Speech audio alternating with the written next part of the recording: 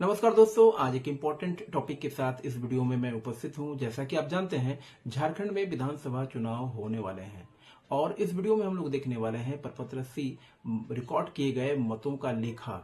प्रपत्र को कैसे भरते हैं, स्पेशली इसी टॉपिक पे इसी प्रपत्र को भरने की पूरी प्रक्रिया इस वीडियो में हम लोग देखने वाले हैं। अगर चैनल पर नए हैं तो चैनल को सब्सक्राइब कर लेंगे, वीडियो को लाइक और शेयर करना ना भूलेंगे। चलिए बिना एक पल गवाए वीडियो को स्टार्ट करते हैं। प्रपत्र 17C से संबंधित मुख्य बिंदु। जी हाँ दोस्तों, आइए देखते हैं प्रपत्र 17C से संबंधित मुख्य बिंदुएं जो काफी इंपॉर्टेंट हैं।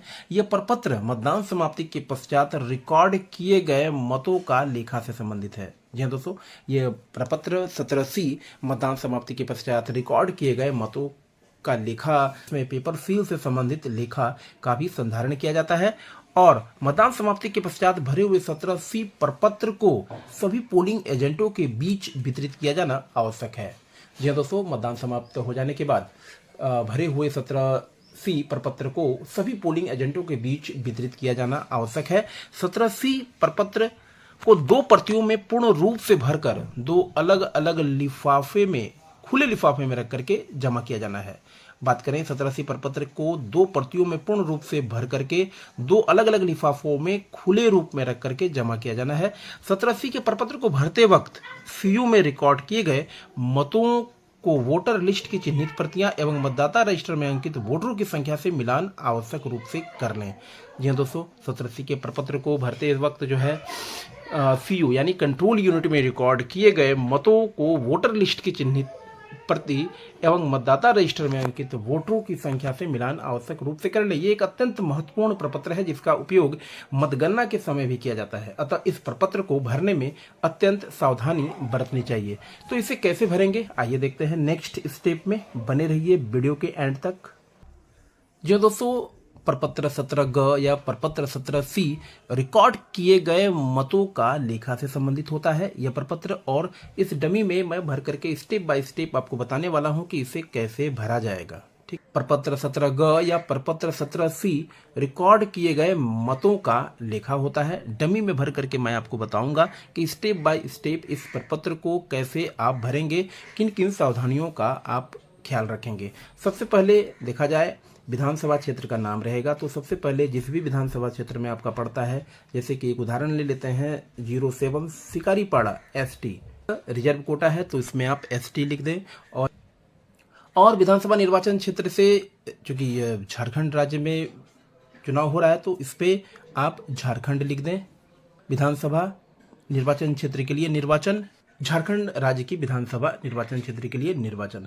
उसके बाद आते हैं मतदान केंद्र की संख्या और नाम। जो भी मतदान केंद्र और संख्या आपको अलॉट की जाती है, जो मिलता है, उसका आप यहाँ पर लिखेंगे, है ना। उसके बाद मतदान केंद्र पर नियुक्त वोटिंग मशीन की पहचान संख्या। यहाँ पर बात आती है आपको जो EVM दिया जाता है, कंट्रोल यूनिट, बैलेटिंग यूनिट और वीवीपैट। तो कंट्रोल यूनिट का जो भी नंबर होगा, ठीक है, वो आप मशीन का जो सीरियल नंबर होगा, मशीन को देख करके आप इसे भरेंगे। कोशिश ये करेंगे कि जो भी एड्रेस टैग है उससे आप नंबर को वेरीफाई नहीं करेंगे, बल्कि आप मशीन में जो अंदर की मशीन में जो है उससे आप देख करके भली भांति मिलान करके ही लिखेंगे। कंट्रोल यूनिट का नंबर लिख दें, बैलेटिंग यूनिट का जो नंबर है वो यहाँ पर फिल कर दें।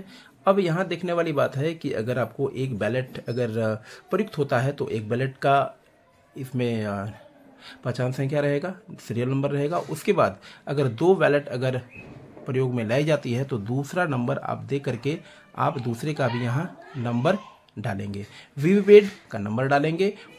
उसके बाद आते हैं मतदान केंद्र के लिए नियत निर्वाचकों की कुल संख्या। जो भी जहां आपका जिस निर्वाचन क्षेत्र में आपका पड़ता है उसमें मतदाता की कितनी कुल संख्या है, ठीक है, वो अंकित करेंगे।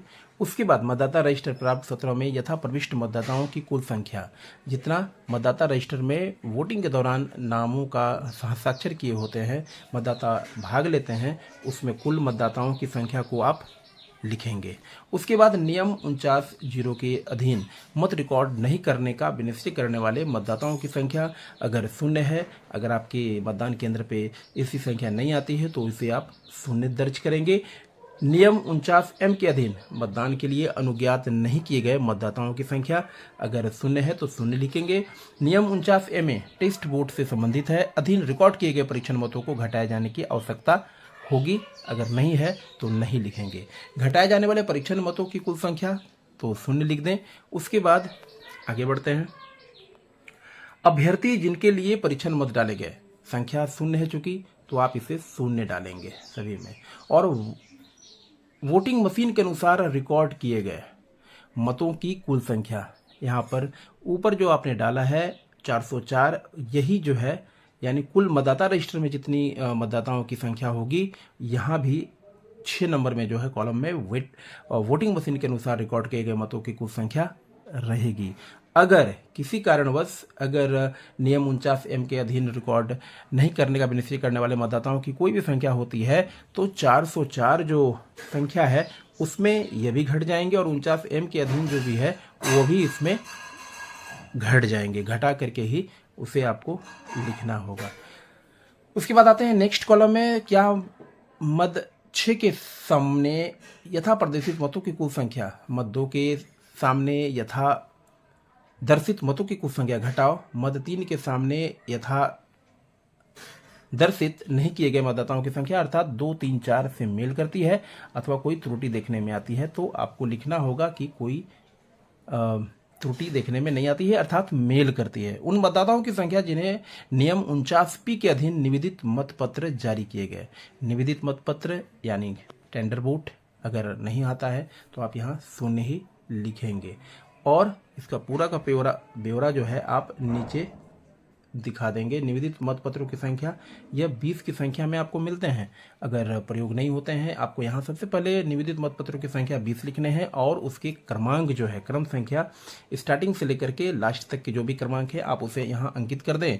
प्रयोग के लिए प्राप्त 20 हो जाएंगी और निर्वाचकों को जारी किए गए 0 हो जाएंगे और अप्रयुक्त और वापस किए गए 20 हो जाएंगे। निवेदित मतपत्र का अगर प्रयोग होता है तो उसकी संख्या को दिखाएंगे। आगे बढ़ते हैं। उसके बाद पेपर सीलों का लेखा, जो सीओ में पर प्रयुक्त किए जाते हैं, प्रयोग में लाए जाते हैं, उनका यहाँ विवरण है। पहले भी वीडियो में स्टार्टिंग में बताया गया है कि पेपर सीलों का लेखा का भी इस पत्र में उल्लेख रहता है। प्रदाय की गई पेपर सील की कुल संख्या यानी ये 3 संख्या में हमें मिलते हैं। पेपर सीलों की संख्या 3 होती है, 3 में मिलते हैं और तीनों का क्रमांक आपको यहाँ पर डाल देने हैं और जो प्रयोग किया गया है उसका यहाँ नंबर दे देंगे। जैसे कि 731 क्रमांक का है तो 731 जो है यह प्रयुक्त की गई पेपर सील की संख्या है। उसके बाद जो बचे हुए हैं रिटर्निंग ऑफिसर को वापस की गई अप्रयुक्त पेपर सील हो जाएंगे 2। एक तो चूंकि पहले प्रयोग हो गया है और कुल जो है 2 आप रिटर्निंग करेंगे, उसकी क्रम संख्या को यहाँ पर आपको लिखने होंगे। क्षतिग्रस्त पेपर सील यदि कोई हो कुल संख्या 0 हो जाएगा। अगर आपका कोई पेपर सील क्षतिग्रस्त हो जाता है तो यहाँ आप उसकी संख्या और उसका सीरियल नंबर दोनों को आप दिखा सकते हैं। उसके बाद एक तरफ मतदान अभिकर्ता के हस्ताक्षर आपको इसमें लेने होंगे, मतदान अभिकर्ता के सिग्नेचर लेने, साथ ही साथ यहाँ तिथि और स्थान भर दें और अपना हस्ताक्षर के साथ साथ प्रभेदक चिन्ह जो मिलते हैं आपको वो इसमें लगा देने हैं। और इस प्रकार आप प्रपत्र 17C या ग रिकॉर्ड किए गए मतों का लेखा को आराम से और काफ़ी कहा जाए कि अच्छे तरीके से भर पाएंगे। इन कुछ स्टेप्स को आपको स्मरण रखना है, सावधानी में लाना है। पहले आपको कंट्रोल यूनिट, बैलेटिंग यूनिट और वीवीपैट के नंबर को, सीरियल नंबर को मशीन से मिला करके आपको नोट डाउन करके पहले से रख लेने होंगे और इसे आप सावधानीपूर्वक आप यहाँ पर अंकित कर सकते हैं। अगर किसी भी तरह की कोई शंका या कोई प्रश्न हो तो आप कमेंट बॉक्स खुला हुआ है, आप अपने समस्या या जो भी प्रश्न है कमेंट बॉक्स में अंकित कर सकते हैं, पूछ सकते हैं। तो इस वीडियो में फिलहाल इतना ही, मिलते हैं नेक्स्ट वीडियो में। आई होप ये वीडियो आपको अच्छा लगा होगा। इन वीडियोज़ के साथ हम लोग नेक्स्ट वीडियो में मिलते हैं। Till then take care, thank you so much for watching this video. जय हिंद, जय भारत।